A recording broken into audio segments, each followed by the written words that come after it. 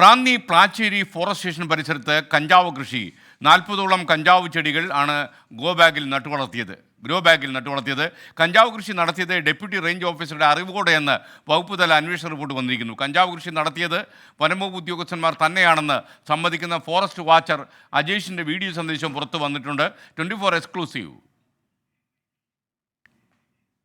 പ്ലാച്ചേരി സ്റ്റേഷനിൽ കഞ്ചാവ് വെടി വെച്ചിട്ടുണ്ടായിരുന്നു. എവിടെ വെച്ചത്? പഴയ കെട്ടിടത്തിൻ്റെ പുറകിൽ. എത്ര ചെടി വെച്ചിട്ടുണ്ട്?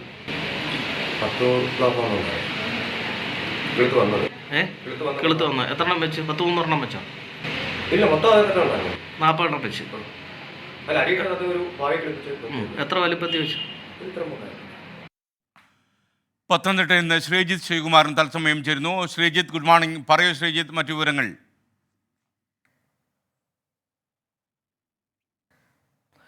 SKN കഴിഞ്ഞ ദിവസമാണ് ഇത്തരത്തിലൊരു വീഡിയോ അവരുടെ വനം വകുപ്പ് ഉദ്യോഗസ്ഥരുടെ ഇടയിൽ പ്രചരിച്ചത്. അതിൻ്റെ അടിസ്ഥാനത്തിലാണ് വനം വകുപ്പിൻ്റെ ആ പ്രദേശത്തെ എരുമേലി റേഞ്ച് ഓഫീസർ ജയൻ്റെ നേതൃത്വത്തിൽ ഒരു അന്വേഷണം ആദ്യഘട്ടത്തിൽ നടന്നത്.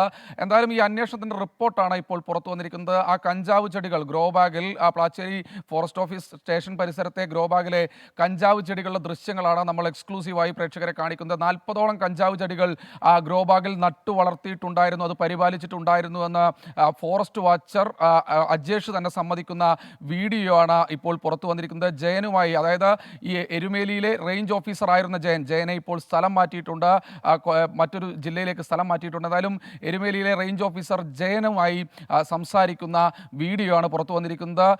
ഞെട്ടിക്കുന്ന വിവരമാണ്. 40ഓളം കഞ്ചാവ് ചെടികൾ ഇത് ഡെപ്യൂട്ടി ഫോറസ്റ്റ് ഓഫീസർ അജയുടെ അറിവോടുകൂടിയാണ് എന്നുകൂടി സമ്മതിക്കുന്നുണ്ട്. ഇത് കൂടാതെ അവിടുത്തെ ബീറ്റ് ഓഫീസറായ സാമുവൽ, അതുപോലെ 3 വനിതകൾ, ഇവർക്കൊക്കെ ഇതെല്ലാം അറിയാമായിരുന്നുവെന്നും ഈ ഒരു വീഡിയോയിലും അന്വേഷണ റിപ്പോർട്ടിലുമുണ്ട്. എന്തായാലും ഈ അന്വേഷണ റിപ്പോർട്ട് വനം വകുപ്പിലെ ഉന്നത ഉദ്യോഗസ്ഥർക്ക് ഇതിനകം തന്നെ കൈമാറി കഴിഞ്ഞു. ഏറ്റവും ഞെട്ടിക്കുന്ന വിവരം, ഇതുവരെ ഈ ഉദ്യോഗസ്ഥരെ ഒന്നും തന്നെ സ്ഥലം മാറ്റാനോ അല്ലെങ്കിൽ മറ്റു തരത്തിലുള്ള വകുപ്പ് തല നടപടിക്കോ സർക്കാർ തയ്യാറായിട്ടില്ല. അന്ന് തന്നെ ആക്ഷേപം ഉയർന്നിരുന്നു. വനം വകുപ്പിൻ്റെ വിവിധ ഗ്രൂപ്പുകളിലൂടെ ഇത്തരം കഞ്ചാവ് ചെടികളുടെ ദൃശ്യങ്ങളടക്കം പ്രചരിക്കുന്ന ഒരു കാഴ്ച കണ്ടിരുന്നു. എന്തായാലും ഈ സംസാരിക്കുന്ന അജേഷിന് മറ്റൊരാളാണ് ഇത് കൊടുത്തത്.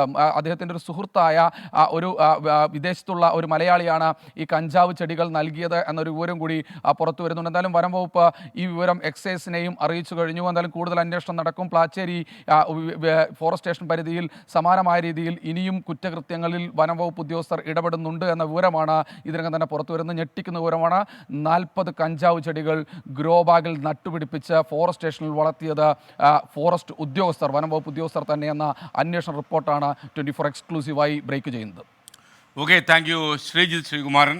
രാജേഷ് കാനഡയിൽ നിന്ന് എഴുതുന്നു. SKN, ഞങ്ങൾക്ക് കാനഡയിൽ 3 ദിവസമായി കടുത്ത മഞ്ഞു വീഴ്ചയാണ്. ഈ വർഷം ഓശാന ഞായർ തന്നെ മഞ്ഞിൽ കുളിച്ചിരിക്കുന്നു.